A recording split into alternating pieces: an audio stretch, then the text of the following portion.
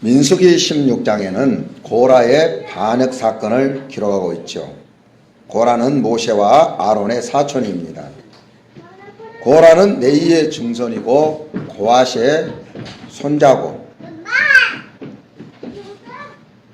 그래서 아론과 사촌인데 아론과 그의 아들들이 제사장직을 독점하자 여기에 매우 불만을 많이 품었던 사람입니다. 그래서 누벤 자손 다단과 아비람과 온, 그리고 각 지파의 족장들 약 250명으로 당을 짓고 모세에게 또 아론에게 반란을 일으켰던 사람입니다. 하나님께서는 이들을 징벌하시는 내용이 16장과 그 다음에 17장, 18장에는 제사장들이 레위 지파가 어떤 직분을, 사명을 감당해야 되는가에 대해서 기록해 놓았습니다. 그리고 19장에서는 갑자기 붉은 암송아지에 대해서 말씀을 하십니다. 붉은 암송아지에 대해서 말씀하신 것은 민수기 19장 한 곳뿐이 없습니다. 왜 하나님께서는 붉은 암송아지에 대해서 말씀하셨을까? 붉은 암송아지를 통해서 하나님은 무엇을 말씀하시고자 했을까? 우리가 먼저 알 것은 붉은 암송아지는 예수님을 대표한다는 것입니다. 붉은 암송아지를 잘 알면 예수님이 어떤 분인가를 아주 잘 알 수가 있습니다. 그러면 오늘 이 시간에는 붉은 암송아지를 통해서 예수님이 어떤 분인가에 대해서 우리가 살펴보는 시간을 갖도록 하겠습니다.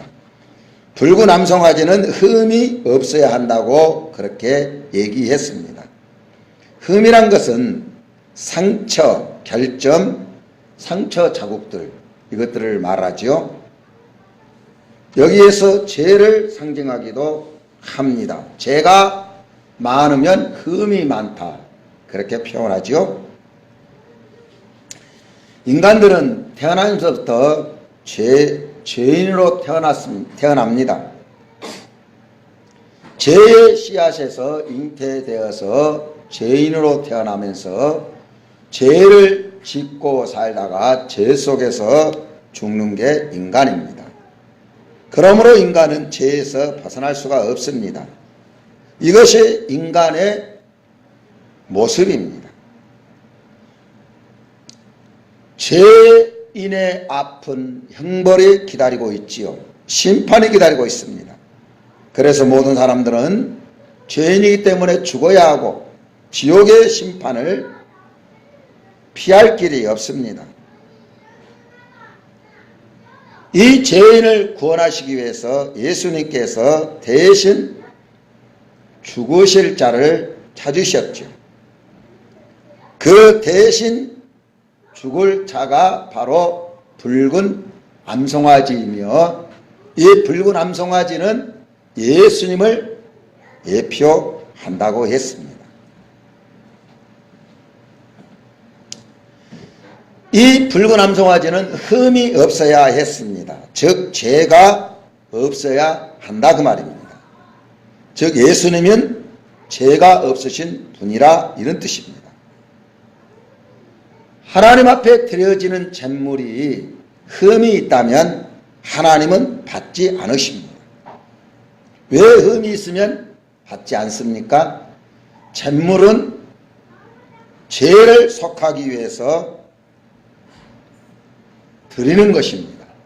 그런데 이 제물이 흠이 있다고 하면 그 죄를 속하지 못한다, 그 말입니다. 다시 말씀드리면 죄를 없이 하지 못한다, 그 말입니다. 그 제물이 죄가 있다면, 흠이 있다면 그 흠 때문에 죽어야 합니다. 그렇기 때문에 나무 흠을 대신해 줄 수 없다, 그 말이죠. 자기 흠, 자기 죄로 자기가 죽는 것입니다. 그런데 흠이 없이도 죽는다는 것은 흠 있는 사람을 위해서 대신 죽어줄 수가 있다 그 말입니다. 그렇기 때문에 찬물은 흠이 없어야 한다 그 말입니다. 이것이 찬물의 첫째 조건이었고 붉은 암송아지의 조건이었습니다. 레위기 1장 3절에 그 애물이 소의 번제이며 흠없는 수컷으로 1장 10절에도 만일 그 애물이 떼 양이나 염소의 번제이면 흠없는 수컷으로 드릴지니 전부 흠없는 암컷이나 수컷 찬물은 그렇습니다. 22장 19절에도 연락되도록 소나 양이나 염소의 흠없는 수컷으로 드릴지니 흠 있는 것을 너희는 드리지 말 것은 그것이 연락되지 못할 것이니라. 흠이 있으면 하나님이 안 받으신다 그 말입니다. 흠이 있으면 다른 사람을 대신해서 죽을 수 없기 때문에 그렇다 그 말입니다. 레위기 26장에도 제사장들도 흠이 없어야 했습니다. 그래야 제사장직을 수행할 수가 있었습니다. 제사장들도 흠이 없는 사람이 성소에 들어가려면 손과 발을 씻고 들어갔습니다. 제사를 집례하는 제사장이 흠이 없어야 하고 또한 깨끗이 씻어야 하지만 하나님 앞에 제사를 드릴 수가 있는 것입니다. 이것이 예수님을 예표한 것입니다. 조금의 흠이라도 있으면 잿물이 될 수 없습니다. 그렇기 때문에 예수님은 조금도 흠이 없다는 것을 이 붉은 송아지를 통해서 말씀해 주고 있는 것입니다. 예수님은 조금의 죄도 없으신 거룩하신 분이다 라는 것을 말해주고 있습니다. 두 번째 보니까 멍에를 매지 아니한 그랬죠. 아직 멍에 매지 아니한, 멍에를 메어본 적이 없는 붉은 암송아지였습니다. 멍에는 굴레를 의미합니다. 멍에를 매면 자유를 상실하지요. 멍에가 이끄는 대로 가게 되어집니다. 여기서 멍에는 부정적인 의미로 사용했습니다. 제 멍에, 사단의 멍에를 말하고 있습니다. 사단에게 잡히면 사단이 요구하는 대로 살아갈 수뿐이 없습니다. 죄에게 잡히면 죄가 이끄는 대로 사람들이 살아갈 수뿐이 없습니다. 죄에서 자유함을 상실한다 그 말입니다. 많은 사람들이 그렇게 죄에서 자유함을 얻지 못하고 죄의 종이 되어서 살아가는 것은 죄의 멍에를 매기 때문에 그렇습니다. 일종의 죄에 중독되었다라고 표현할 수가 있습니다. 우리는 중독이라는 것을 잘 압니다. 한 번 중독되면 그 중독에서 벗어나기가 매우 힘들지요. 많은 노력과 철저한 싸움을 이기고 나서야 그 중독에서 벗어날 수가 있습니다. 여러분, 중독도 사단의 역사란 것을 우리는 알아야 합니다. 알코올 중독, 무슨 약물 중독, 무슨 중독, 도박 중독, 이런 것들 사단의 역사입니다. 뒤에서 사단이 그렇게 조장하고 있기 때문에 그런 것입니다. 우리도 이런 경험을 해보았을 것입니다. 지금도 우리도 이렇게 살아가고 있는 부분들이 있을 수 있습니다.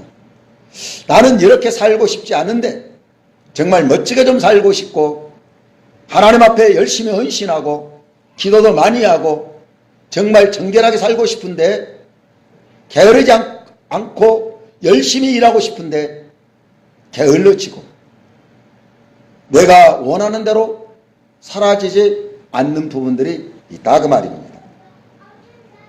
그래서 자신의 이런 행동을 보고 자신이 실망하고 낙심하면서 나는 별 수 없는 인간이다, 이렇게 하면서 좌절할 때가 있을 것입니다.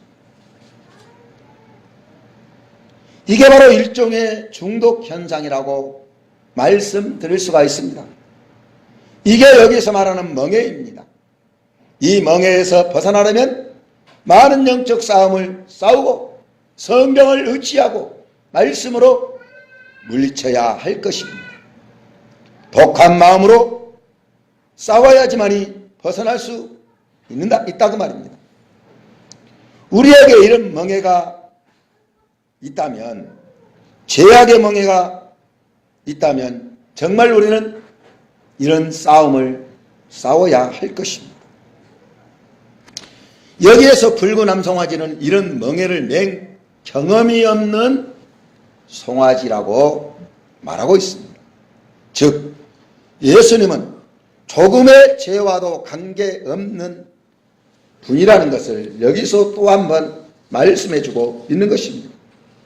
사단의 멍해를 메고 사단이 유도하는 대로 따라가지 않았다 그 말입니다. 사단은 사람들에게 사단의 멍해를 메고 따르도록 유도합니다. 예수님께서도 예수님의 멍해를 메고 우리가 예수님을 따르기를 원하십니다. 그래서 예수님께서는 마태복음 11장 28절로 30절에 이렇게 말씀하셨습니다. 수고하고 무거운 짐진 자들아 다 내게로 오라. 내가 너희를 쉬게 하리라. 나는 마음이 온유하고 겸손하니 나의 멍에를 메고 내게 배우라. 그러면 너희 마음이 쉼을 얻으리니 이는 내 멍에는 쉽고 내 짐은 가벼움이라. 사단의 멍에는 죄의 멍에입니다. 죄의 짐입니다. 이것을 예수님 앞에 나가서 벗어버려라 그 말입니다. 그리고 예수님이 주시는 멍에,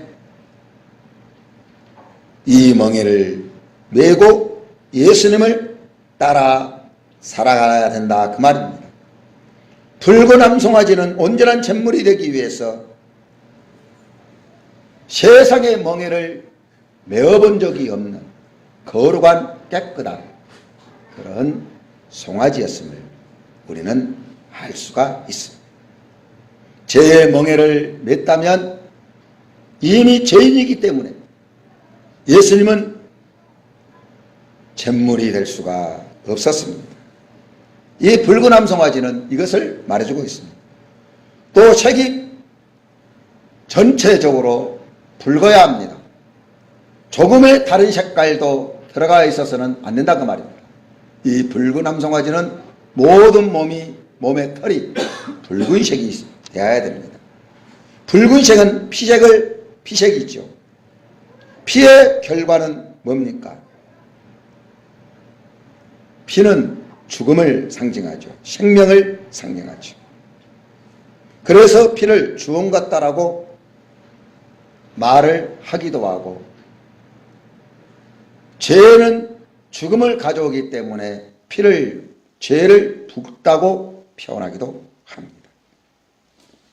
이사야 선지자는 여호와께서 말씀하시되 오라 우리가 서로 변론하자. 너희 죄가 주홍 같을지라도 눈같이 휘어질 것이요 진홍같이 붉을지라도 양털같이 되리라고 말씀하셨습니다.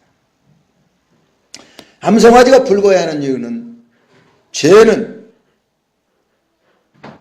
속한 붉은 죄, 저주의 죄를 속하기 위해서이다 그 말입니다. 잿물은 죄가 없어야 한다고 했습니다. 예수님은 죄가 없으셨습니다.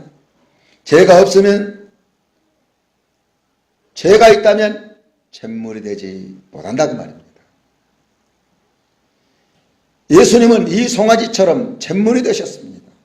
많은 죄를 짊어지시고 인류의 죄를 짊어지시고 주홍 같은 피를 흘려 죽으셨음을 나타내고 있다 그 말입니다. 이것을 상징하기 위해서 붉은 암송아지를 선택했던 것입니다. 예수님은 흠없고 멍에매지 않고 붉은 송아지 상태에서 우리 죄를 씻어내는 분이셨습니다. 그래서 히브리서 9장 21절에 또한 이와 같이 피로써 장막과 성기는 일에서는 모든 그릇에 뿌렸느니라. 9장 12절에도 염소와 송아지 피로 아니하고 오직 자기 피로 영원한 속죄를 이루사 단번에 성소에 들어가셨다라고 말씀하시고 있고, 10장 4절에도 이는 황소와 염소의 피가 능히 죄를 없이 못한다고 말씀하셨고, 10장 12절에도 오직 그리스도는 죄를 위하여 한 영원한 제사를 드리시고 하나님 우편에 앉으사라고 말씀하고 있습니다. 이렇게 붉은 암송아지는 예수님을 상징합니다. 그래서 우리가 더러워질 때마다, 이스라엘 민족이 죄를 지을 때마다 이 송아지로 죽여서 만든 이 죄를 물에 타서 뿌리면 그 물뿌림을 받는 사람은 정하게 된다라는 의식을 행하게 되었던 것입니다. 이 송아지는 어떻게 합니까? 진 밖에 끌고 가서 잡으라고 했습니다. 진 안에서 잡아서는 안 된다고 말입니다. 진은 무엇입니까? 이스라엘 백성들의 천막을 치고 사는 곳입니다. 이것을 진이라고 했습니다. 이 진 안에서는 이 붉은 암송아지를 잡아서는 안 된다고 말입니다. 왜 그러냐? 진은 하나님이 계시는 거룩한 곳이기 때문에.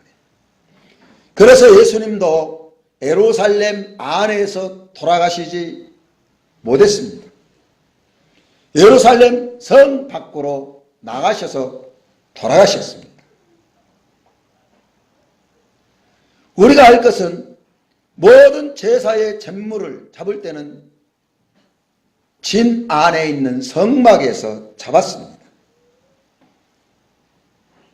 그리고 거기 번제단에 불살랐습니다.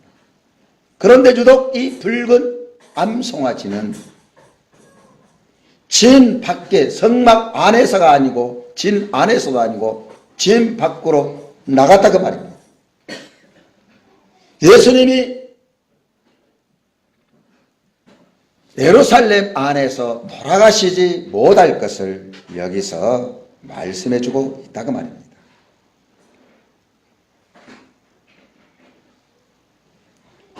붉은 암송아지를 잡아서 피를 받아서 일부는 성막에 뿌렸습니다. 그리고 나머지는 불로 태웠습니다. 그 붉은 암송아지의 똥까지 모든 부분들을 다 불로 태웠습니다. 피, 똥, 가죽 모든 거기 다 불로 태웠습니다.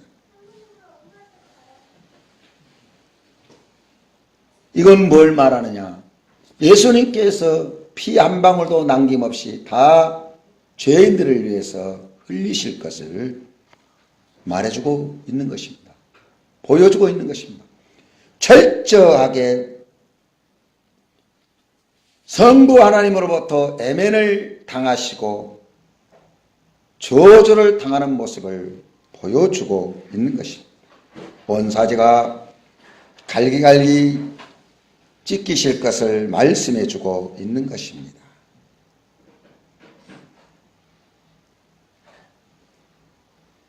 그래서 이렇게 불로 태우고 나면 죄가 남지요. 그런데 이 죄만 태운 것이 아니었습니다. 거기 보면 같이 태울 것이 있습니다. 그게 뭐냐면 바로 우술초, 백항목, 그 다음에 홍색씨를 넣어서 같이 태우도록 했습니다. 왜 같이 넣어야 하느냐? 자, 이것들도 예수님의 모습을 보여주고 있습니다. 백항목을 함께 그 불 속에다가 집어넣습니다. 백항목은 어떤 나무입니까? 목재 중에서 가장 우수하고 고급스러운 건축 자재입니다. 백항목보다 더 좋은 건축 자재는 없었습니다. 색깔도 아름답습니다. 향도 좋습니다. 오랫동안 썩지 않습니다. 보존되는 나무입니다.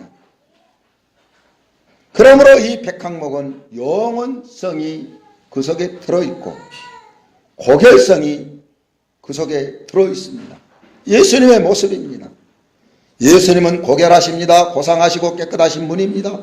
성품이 바로 아주 아름답습니다. 예수님의 뜻은 높은 곳에 있습니다.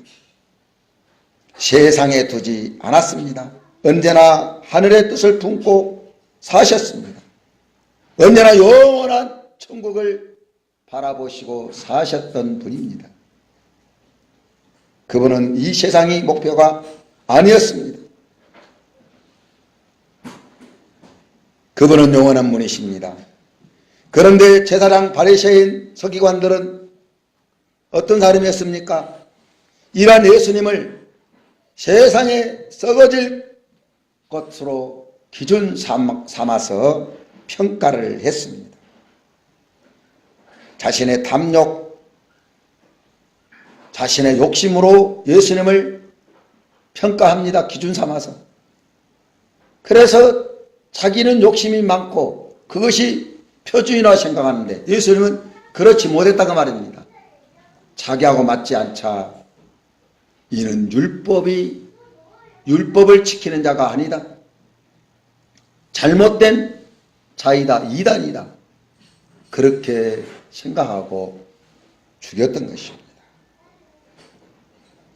오늘날도 교회에서 이런 세상에 썩어질 것이 기준이 되어 있는 부분들이 있습니다. 제사장들처럼 바리새인들처럼 세상에 썩어질 것을 기준으로 평가하는 부분이 있다고 말입니다. 물질, 명예, 권력 이런 것들이 기준이 되어 있을 수 있습니다. 그래서 세상에 돈을 많이 벌면 하나님이 복을 주셨구나. 출세를 하면 하나님이 복을 주셨구나. 그리고 잘 먹고 잘 살고 놀러 다니고 좋은 자가용을 타고 호화스러운 옷을 입고 여행 다니고 그런 성도가 멋지게 보이고 그렇습니다. 그것을 하나님이 복 주신 것이라고 축복해 주신 것이라고 평가한다고 말입니다. 성도가 고난을 당하고 어려움을 당하면 하나님을 잘못 섬겨서 그렇지 이렇게 평가하는 경우가 많습니다. 성도가 고난을 당하지 않고 평탄하게 잘 된 것이 좋다고 생각한다고 말입니다. 그런 사람들을 부러워합니다. 그리고 나도 저렇게 해달라고 그렇게 해달라고 하나님 앞에 기도한다고 말입니다. 말씀대로 살다가 고난을 당한 성도가 그래서 없어지고 있습니다. 하나님의 말씀대로 나누어주고 봉사하고 헌신하고 욕을 먹으면서도 하나님 앞에 충성하는 그런 성도들이 사라지고 있다 그 말입니다. 교회가 조금 어려우면 교회를 떠납니다. 자기하고 맞지 않으면 떠납니다. 부담되면 떠납니다. 성경에 맞추는 것이 아니라 자기에게 맞추려고 하고 있습니다. 세상의 목적을 두고 살아가는 성도가 많다고 말입니다. 그래서 썩을 것에 만족을 느끼면서 그것으로 위로를 삼고 살아가는 성도들이 많이 있습니다. 교회가 어려워지면 무슨 일이 있으면 당하지 않으려고 한다고 말입니다. 예수님과 너무나도 먼, 거리가 먼 신앙생활을 하고 있는 것입니다. 입술로는 예수님을 찬양하지만, 예수님을 따른다고 말하지만 실제 생활에서는 너무나 동떨어진, 내가 편해야 되고 내가 대접을 받아야 되고 인정을 받아야 되고 그래야 진짜 축복받은 것으로 그렇게 산다고 말입니다. 예수님은 천국의 소망을 두고 오직 그것을 바라보면서 그렇게 사셨습니다. 그래서 수많은 고난도 당하셨습니다. 썩어질 것을 목적으로 삼고 살아가는 사람들에게 비난을 받으시고 고난을 받으시고 핍박을 받으시면서 사셨습니다. 이게 백항목의 모습입니다. 우리도 고결한 삶을 살아야 할 것입니다. 그러기 위해서는 불결하고 추한 모든 것들을 버려야 할 것입니다. 예수님처럼. 그래야 우리의 부정을 씻는 이 물이 만들어진다고 합니다.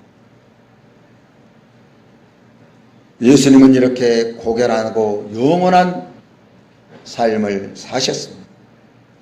그러므로 우리가 예수님이 흘리신 피 때문에 우리가 고결한 성도가 될 수가 있는 것입니다. 두 번째, 우슬초도 같이 넣습니다. 우슬초는 담벼락과 돌밭 이런 데서 잘 자라는 식물입니다. 다년생 풀로 좋은 향을 냅니다. 이 풀은 부패를 방지하는 풀입니다. 인간의 모습은 어떻습니까? 부패한 모습입니다. 마음이 얼마나 더럽고 추하고 부패한지 모릅니다. 생각이나 계획들이 건전한 것도 하지만은 대개 보면 자기 탐욕에 따라서 그렇게 생각하고 행동을 하고 말도 합니다. 그렇기 때문에 이 세상이 타락과 불법이 성행합니다. 거짓이 얼마나 판을 치고 있습니까? 우리 성도님들이 생각해 봐야 합니다. 나는 하루에 거짓말을 몇 마디나 하고 있는가? 진실된 말을 내가 얼마나 하고 있는가?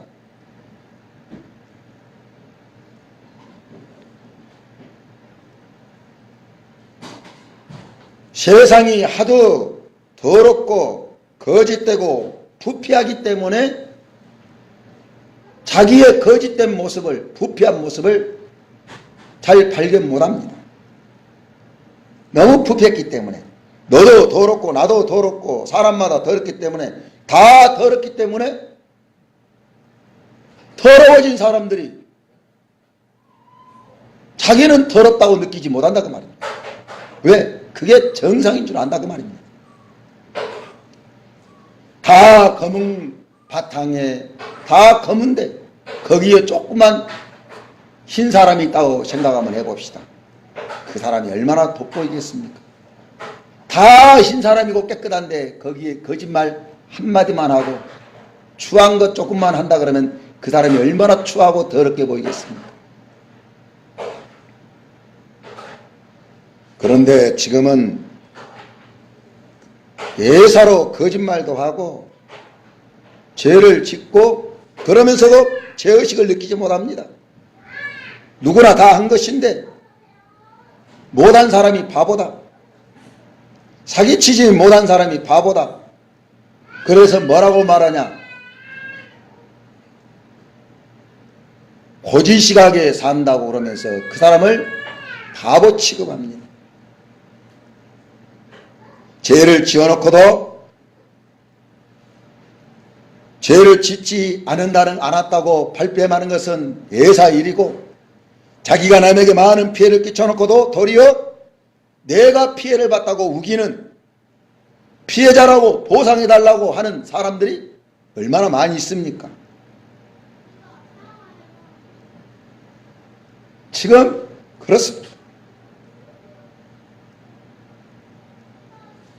한 20년 전만 해도 자동차 접촉이 좀 심하게 나도 그냥 가시라고 그랬습니다.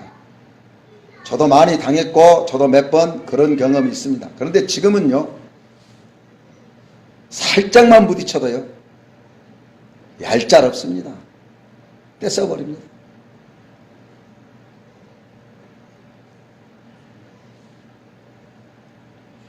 어떻게 하면 남은 거 하나도 더 뺏어 먹을까, 빼먹을까, 사기칠까? 세상이 지금 그렇게 변해졌습니다. 이러한 죄악, 부정부패를 방지하는 것이 우슬초입니다. 그러므로 이 부패를 방지하기 위해서는 정결한 물을 만들기 위한 이 물에 이 우슬초를 집어넣었던 것입니다. 이 우슬초에 피를 적셔서 사람에게 뿌리는 의식도 했습니다. 그래서 다윗은 이렇게 고백합니다. 우슬초로 나를 정결케 하소서. 내가 정하리다. 나를 씻기소서. 내가 눈보다 희리다 라고요. 예수님은 부정을, 부패를 방지하시는 분입니다. 그렇기 때문에 우슬초를 집어넣습니다. 우리가 예수님을 따라서 부패, 부정을 방지하는 사람이 되어야 할 것입니다. 세 번째, 홍색실도 넣었습니다. 홍색실은 성막에서 사용했습니다. 붉은 색실을 말하죠. 피를 상징한다고 말씀드렸죠. 여기에서 다시 피가 나옵니다. 우리의 죄를 씻으신 예수님의 피, 이 피만이 우리의 죄를 씻는 것을 말씀해 주고 있습니다.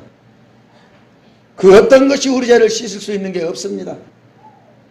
오직 예수님이 흘리신 보혈만이 우리의 죄를 씻는 것입니다.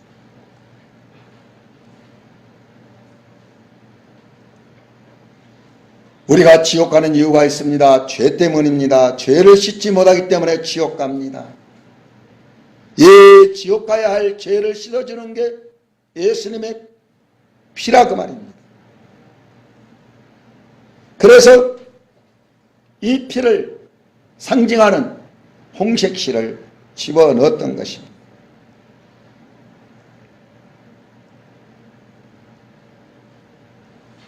우리는 예수님이 흘리신 그 보혈을 우리가 의지해야 합니다.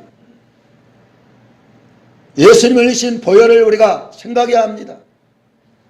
그리고 우리가 그 피를 생각하면서 내가 죽어야 할 자리에 예수님이 돌아가신 것을 우리가 생각하면서 주님 앞에 기도하고 예배드리고 주님 앞에서 그렇게 살아야 합니다. 이렇게 해서 죄를 만들었습니다. 이것들을 태우고 나면 죄가 남습니다. 그러면 제사장들은 그 죄를 거두어 정결한 그릇에 담아 정결한 곳에 두었습니다. 그리고 이렇게 만들었던 제사장은 자기 몸을 깨끗이 씻고 옷도 물로 빨았습니다. 이미 죄로 오염되어 있기 때문에 빨아야 했다 그 말입니다. 그리고 그날 해가 져야지만이 진 안으로 들어올 수가 있었습니다. 이렇게 만들어 놓은 물로, 죄로 백성들이 죄를 지어서 더러워졌을 때 이 죄를 물에 타서 뿌리는 의식을 가졌습니다. 이게 바로 예수님이 흘리신 보혈이다. 너의 죄를 정결케 하는 것이다 라는 것을 구약의 의식으로 보여줬던 것입니다. 그러므로 우리는 붉은 송아지가 어떤 역할을 했으며 거기에 들어갔던 백항목, 우슬초, 홍색실이 무슨 의미인가? 우리는 어떻게 살아야 되는가? 우리가 생각하고 주님 앞에 바른 삶을 살아가도록 하십시다. 나를 위해서 대신 돌아가신 우리 주님을 우리가 잊지 말고 그분을 높여드리면서 살도록 하십시다.